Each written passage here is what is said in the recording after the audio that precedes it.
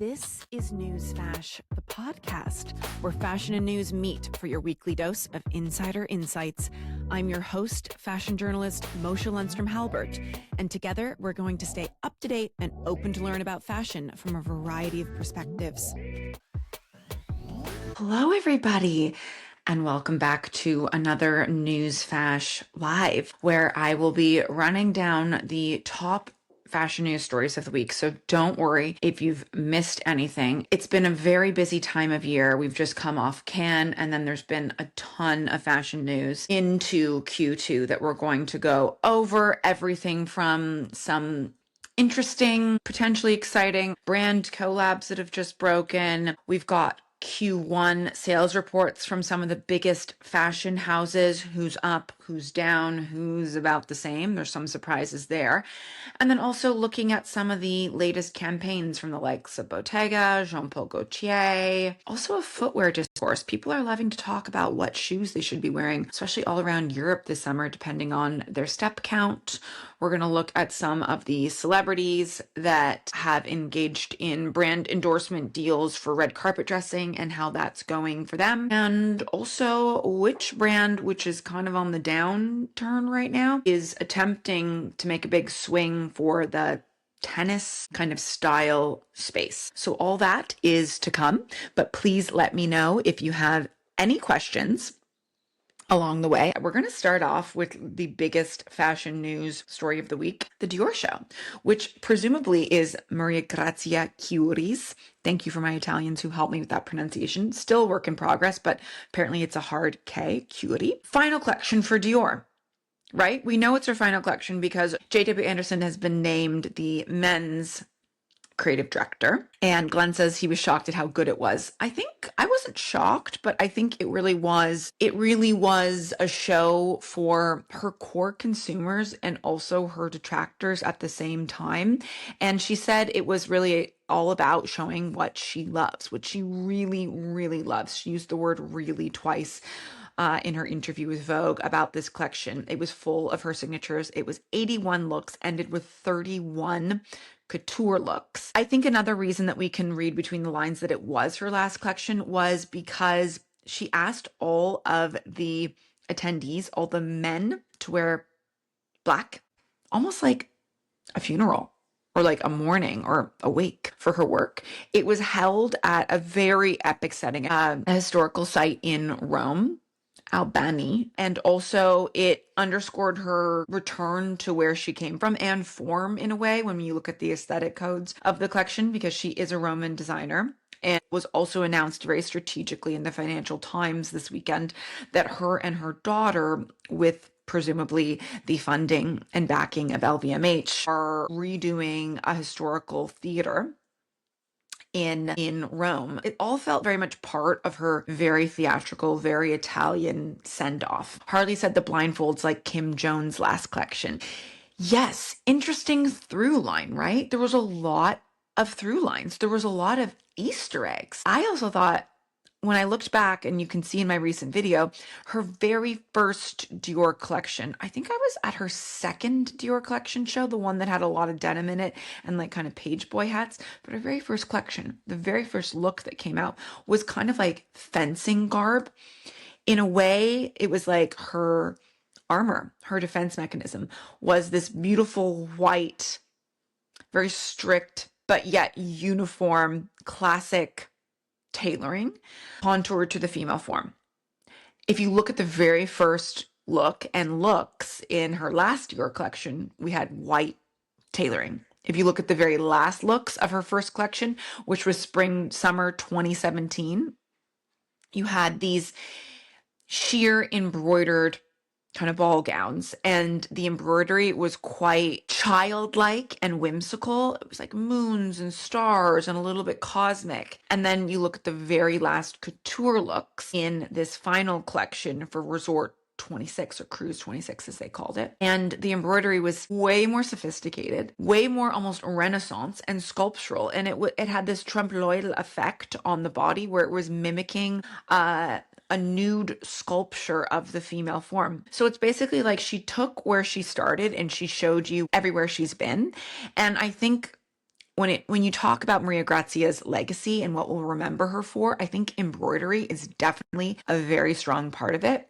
I think one of my favorite collections of hers was the one that she did in partnership with Indian embroiderer, an embroidery house, and was a celebration of their artisanship. I think that those relationships that were forged during her time at Dior only strengthened as she went on. I also think partnerships with female artists that she would highlight. I mean, if you look at that very first collection, "We Should All Be Feminists" on the t-shirts, that created quite a stir. She's a designer that really wanted to position herself front and center as a woman and use that spotlight and also shine it on female artisans and artists along the way. Sometimes the way that she merged it, like in the set design, would be a bit heavy-handed or maybe clash or compete a bit with the actual collections, but I think the intention was there. And but what did you all think of the collection? Please let me know. I thought those last 31 couture looks were absolutely stunning. I especially loved that pané, some of the pané velvet, like very liquid gowns with the cowl backs. And I encourage you to watch the live stream video because it also was very theatrical. There was almost this like commedia dell'arte intro to it, and then you could see the outdoor setting of the show with this garden labyrinth that the models walked through. It was quite poetic, quite beautiful. Glenn said, "I'm just happy I didn't see the Miss Dior branding." I know. I think she learned her lesson that for the last show, we just really didn't need anything that commercial or that obvious. We wanted a return to form and we wanted to be transported. And it was incredibly romantic. Like the palette kind of put me to sleep. She loves these very plastery hues, is how I would describe it. Like the types of dresses and gowns and tailorings that will almost make you blend into the walls in historical European architectural settings, but quite beautiful nonetheless, and I think will stand the test of time. I was looking at a lot of it and thinking like, this belongs in a costume institute. If I was a collector, I would want to be acquiring these looks. Like she really, I think, did the damn thing with this last show where she took everything that she was known for and all her kind of greatest hits, the Renaissance historical references, this idea of like the female protagonists and heroines in fiction and history and the arts, and interweaving them as she did throughout many of her collections into this final show, I think rather beautifully. Like brava Maria Grazia. I think she should be quite proud of herself. And it does seem like the tenure these days it makes sense. It's around just shy of 10 years. I mean, that's what Alessandro and Demna did at Gucci and Balenciaga respectively. And that is pretty much when I think the consumer fatigue sets in. Gone are the days of like the Karl Lagerfeld, 4 or 5 decades spanning tenures at these brands. Glenn said, "May the Miss Dior branding be kept in the past." Yeah, who knows? Maybe like some of the things that we thought were atrocious in the Y2K era that Gen Z is having fun with now, maybe the same thing will be true, give it 15, 20 years. Hello, Sunday Rose. "The metallic warrior with cap sleeves, the material matching the skirt, dead," says Subtle and Curious. Yes, there was always that woman warrior aspect to a lot of her work, but also this idea that you can keep the romanticism and keep your soft side, but still be incredibly ready for battle as a woman. I think there was that symbolism, again, as another through line throughout Maria Grazia's work, that push and pull between the masculine and the feminine. Michael Cordero says, "I'm bummed that the creative director for McQueen hasn't made any noise. It feels anticlimactic." Yes, that's true. I was actually thinking there was some McQueenisms in a lot of Maria Grazia's work, but done in like a completely different approach to that. But even in this last collection, I thought there was a bit of a through line between some of McQueen's work and Sarah Burton's, with all of the historical references and again, the woman warriors and these incredibly intricate plays between hard and soft, done in gowns and done in tailoring. And Glenn says he noticed the McQueen isms too. I think Alexander McQueen is one of those designers that had such strong codes, like a Coco Chanel or like a Giorgio Armani or like a Ralph Lauren or like a Saint Laurent, that they're so embedded in popular culture that I think it's kind of rife for lots of designers to take reference from them and in their own ways. And we see that happen time and time again. Gabrielle said, yes, my favorite show was this one as well. I think that's what you meant, right? Yes, I think she really went out with a bang. And I think it's also exciting what's happening next. I think Jonathan Anderson is going to probably knock it out of the park as well. Although that is a very hard post to do. If you remember, like they made a whole documentary and everyone was really excited about Raf Simon's tenure there. And it only lasted a few years because I think, well, critically it was a hit. I think commercially they struggled to really find like a strong accessory messaging. Although the earrings, remember the pearl earring with like the big pearl backing stud, those are still very popular. And that happened under the Raf era. And I think some of the shoes were hits, but I don't think they had like a full spectrum of as strong of an accessory business as they did under Maria Grazia. Fred Bust said, OMG, I saw you on Bond Street a few weeks ago when I was filming a little walk and talk and review of the windows and current state of the retail nation here in the UK. It's such a bummer that they don't do tax returns or like tax-free shopping in the UK anymore. That has really affected sales in the UK market. And in fact, like Stella McCartney is closing her store. But I think for a lot of these British brands that have stores in the UK, it would incentivize customers to spend here as opposed to Paris or Milan, who I think they've lost a lot of customers to. If the Brexit of it all hadn't removed the tax-free shopping incentive that they think they really need to bring back. Subtle and Curious said, it was her last show, though I'm surprised that more of the Dior girls weren't there. No J-Law. Yeah, I think because it came right off Cannes, everyone has gone back. They didn't get the biggest celeb contingent, did they? You're right. Like Rosamund Pike was there. A few others, but not the big guns. I don't think Natalie Portman was there. I don't think Rihanna was there. So yeah, I think the send-off could have felt a little bit more grand and like there could have been a bit more pomp and circumstance and celebration, but maybe that's to come. I don't know. Maybe she deserves a parade. I'd like that idea of a parade for a female designer in Rome. I think we should celebrate ends of chapters as opposed to bemoaning them. Fashion's all about change. Glenn says, it seems that Blackpink's Jennie has been freed from her Chanel contract. She's the new face of Jean Paul Gaultier. Yeah, I saw that as well. That's a good point. Atlantic is the new creative director of Jean Paul Gaultier, and that was kind of his first creative outing that we've seen was that Jennie campaign. Fred Busted, stores are feeling a bit sad too here in the UK. Bond Street is losing excitement for my taste. Yes, I think one of my favorite stores on Bond Street in terms of like the store design and something that's worth visiting that's unique to it is the Jacquemus store. Very beautiful, great service, lovely staffers. Dottie and I have been there a few times and the interiors are divine. So I recommend checking that out. Glenn says, same in Ireland, stores have gone so bleak. Yes, I do love a good sale at Brown Thomas though, Glenn. I must say, I always seem to get very good deals on Isimiake there. Okay, on to more fashion news stories. Did anyone else see that for the third quarter in a row, Ralph Lauren is up? They've beat their projections, while for the first time in a little bit, Chanel is actually down 4%. But I think they've had Chanel also hired a lot of new staffers apparently. And I think they're in a kind of like overall rehaul mode on a lot of different fronts. So I'm not overly worried there, but I do think it's interesting to look at like, why is Ralph Lauren so successful right now? Why is it working?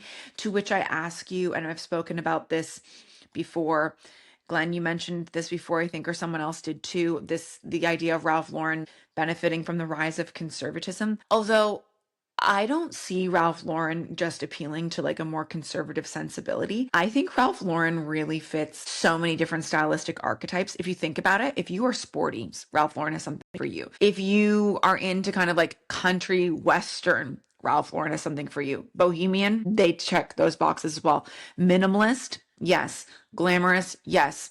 Tailoring, yes. They have wonderful tailoring. Classic, yes. Preppy, obviously. Maximalist, you could go there as well. Anyways, my point here being, I think that Ralph Lauren, like what other luxury brand also exists in both the mass and the mid-tier kind of contemporary markets, kind of covering the span of different price points and demographics? Is there anyone on here that thinks they would go into Ralph Lauren and not be able to find something that would appeal to them, even if it's just underwear? I can't think of another brand that has that kind of heritage and mass appeal. It really is that universal. Sadly, Yoku says maybe Marc Jacobs. Yeah, do you think Marc Jacobs has that kind of mass appeal? Gabrielle says, nope, lol, never felt that way. You've never felt like anything at Ralph Lauren has ever appealed to you?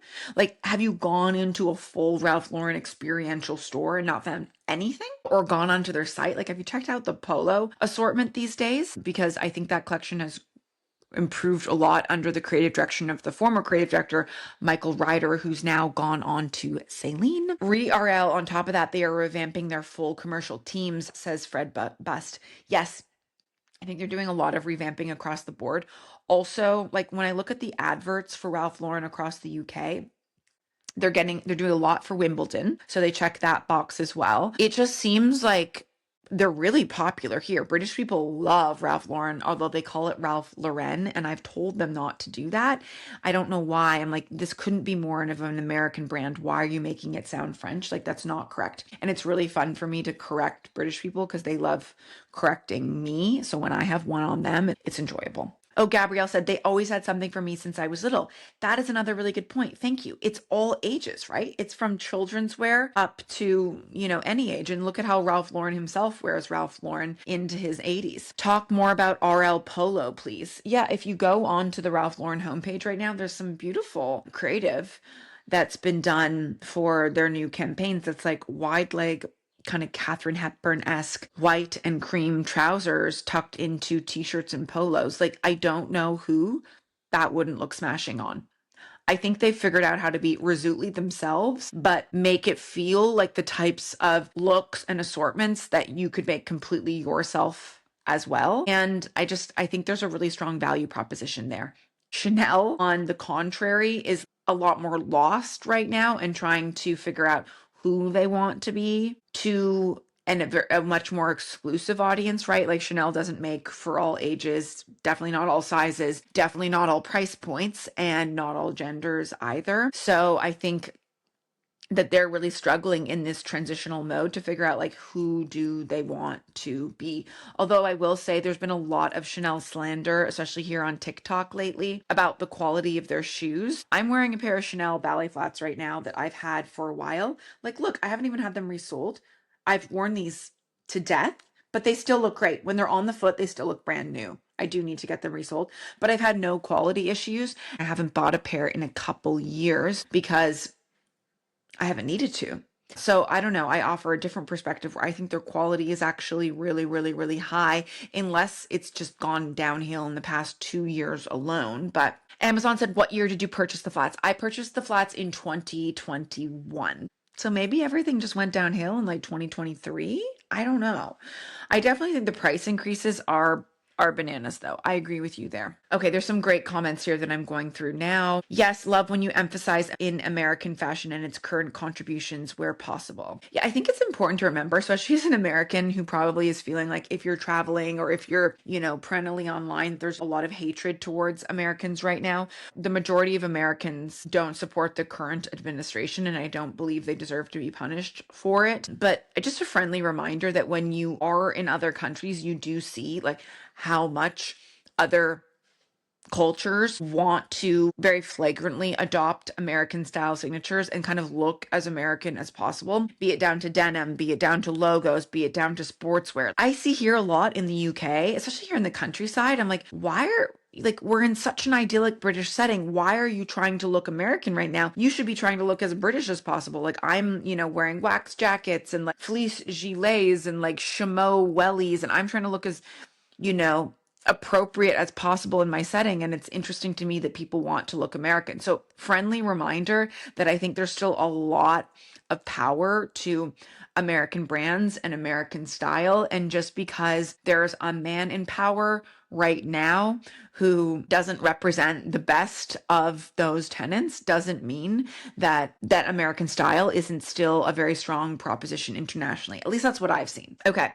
As someone who grew up in the hood, Ralph/Polo was the first introduction to luxury fashion. Yes, I loved learning also too about the importance of like the Ralph Lauren Polo bear in Black culture. Also, if you look at like Tyson Beckford as a model and his importance and symbolism for the Ralph Lauren brand as well, there's a lot of correlations there that we could have a discourse about. And I think when you think about the American dream, and if you also look at Ralph Lauren, right, his original name is Ralph Lifshitz. He comes from Brooklyn and from, you know, a very traditional Jewish background, and Jews and African Americans in the US both understand what it's like to come from a more ghetto setting and have to create their own style and be incredibly resourceful and stylish, and then see themselves emerge as the communities and the groups that everyone is incredibly inspired by. And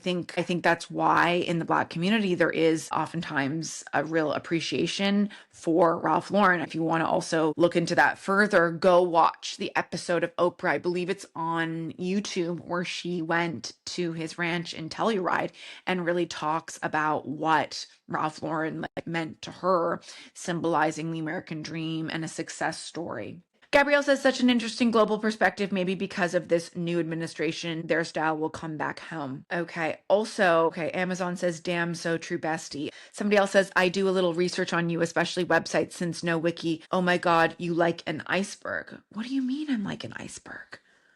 Like I'm cold, or like I'm hard to crack, or like I'm melting? Please tell me more. Tariff talk on the fashion world. I work in wholesale and we are dying. Yes, I think the tariffs have created just so much instability right now. And I think a lot of brands are just pushing pause on endeavors and are operating from a place of fear and instability, which is definitely not good as a place from a growth mindset and for the industry. Cry About It Please says, when I go to Europe, I identify as Canadian. I identify as Canadian as well, even though I've lived half my life in the US. I carry a Canadian passport. If you want to identify as Canadian as well, when you travel abroad, just as somebody who is polite to others, courteous and respectful of other people's culture, has a good sense of humor, and is incredibly apologetic, you can be Canadian too. And if it's helpful to you to identify as a Canadian when you are abroad, go for it. We Canadians give you full permission, Americans, if you are experiencing travel discrimination. And I wouldn't take it too seriously though, because I think a lot of times, like I said, it's coming from a place of like extreme disdain, but also there's a lot of, I do find envy of people that wish, even though they disapprove of like the current administration, they wish they could live in the US or experience American culture firsthand a lot more. Because it's not all bad, right? It's not all bad. Newsflash is just the float part of an iceberg. However, the deep side is so huge. Oh, thank you. Okay, well, I'm working on a bunch of projects right now that delve into my whole backstory and how I grew up in the industry, literally born into it because my mother is a fashion designer. So if that's interesting to you, there's more to come. Daniel says, I really enjoyed your video on Maria Grazia's last collection at Dior. Oh, I'm so glad you did. We really looked at the past and the present and what potentially the future, or we already know what the future is for Maria Grazia involving the theater is. So I hope you enjoy that and you can go watch that. Any advice for young fashion designers? Yes, be as resourceful and scrappy as possible and chase your dreams and go after your idols and see if you can dress them. Because I think a lot of times the people that are the megastars or the people that have the largest platforms, they are looking for new talent that they can work with and be the first ones to wear as well, like the Bjorks, the Lady Gagas, the Rihannas. So don't be afraid to reach out to their stylists and teams as well and get on their radar. You might not have a ton of financial backing or experience, but what you do have is something called chutzpah. I think a mix of naivete and also grit and gumption, where you're unafraid to just go for it, ask for what you want and put yourself out there. And I admire those qualities, and those get harder and harder to harness as you get older. Ms. Paris says she's probably saying you're deep, like at the surface you only see a small amount. Okay, I'm okay with that. Fred Bus says no, Newsflash is iconic. Love the opening in the TikToks.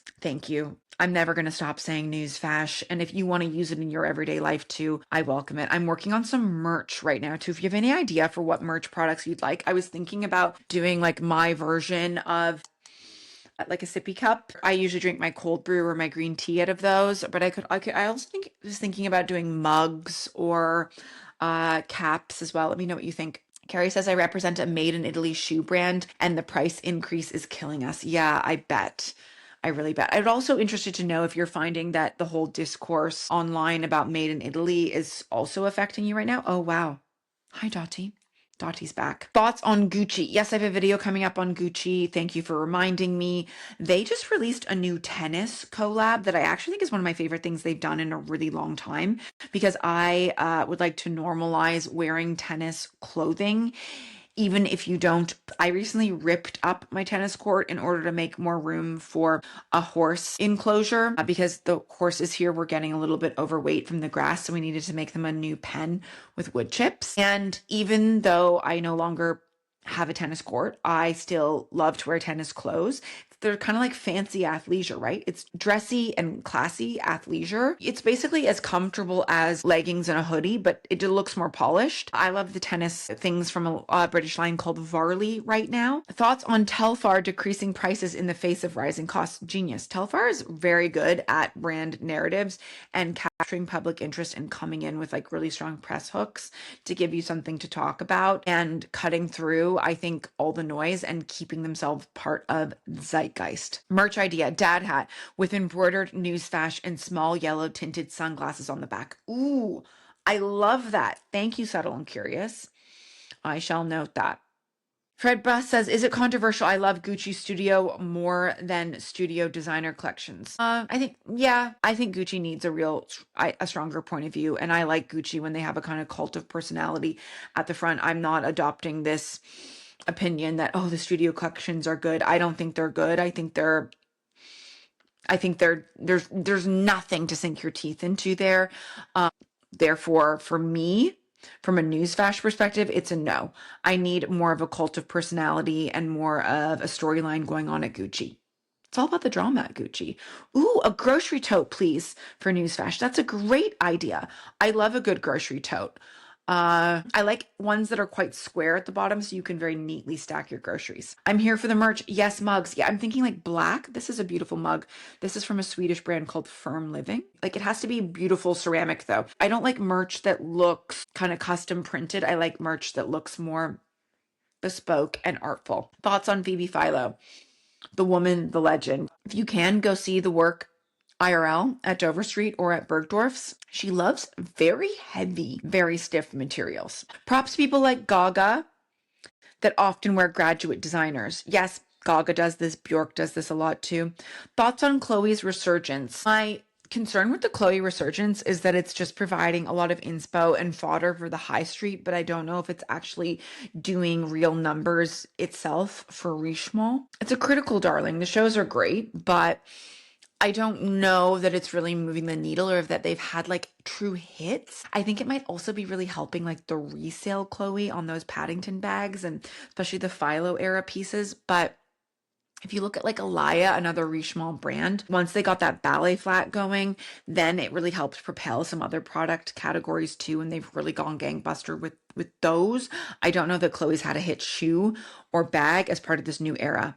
And I think they need one. Gabrielle says, since you're basically a vet, meaning like a veteran. No, I'm definitely not a vet, even though I do love animals. I'd love to know how you prioritize ideas and news for your News Fash pod. It's just a combination of chicken scratch in my notebook and then my own journalistic instincts of what I think matters right now and what I think is going to be fun to talk about or relevant or important and cause conversation. And I like to oftentimes talk about things that I don't think are one-sided and that have various points of view. Definitely look at the latest campaigns from Bottega. First one from Louise Trotter, their new creative director, and the new campaign from Alaya, which, fun fact, the PR told me that Peter Moulier actually styled himself. Styled. It's basically just like bathing suits and handbags, but it's quite nice. And also, we need to free Emma Stone from her Louis Vuitton contract. I was recently quoted in a piece on CNN about ballet flats, and it got me thinking about just how the ballet flat sneaker is really becoming the shoe of summer but into fall. We're seeing them from Adidas, but also I saw a beautiful one from Onitsuka Tiger that's currently sold out but coming back in August. And I think that's going to be like the trainer style du jour. And I love that it's a trainer that is really geared towards a more feminine sensibility, although they could totally be for men. Like, men are ballerinas too, right? And because the dad sneaker has kind of died and we've gone in this more slim sole with the popularity of the Drees and the Sambas and the Gazelles and the Onitsuka Tiger, I think it just makes sense. Also, if you're looking for a great sandal alternative that's almost a sneaker hybrid, check out the Onitsuka Tiger, which is owned by Asics, however you want to say it. Sabot style, Sabot. Okay, taking your final comments, queries, and questions before I have to bounce here. Can we get your take on Labubus? If you love a Labubu, more power to you. I think that as somebody who has a dog and I'm constantly purchasing toys for them, my dog would just destroy that in no time flat. Thank you so much. You opened my eyes to the other side of fashion industry, and it's not always fancy. No, it's not.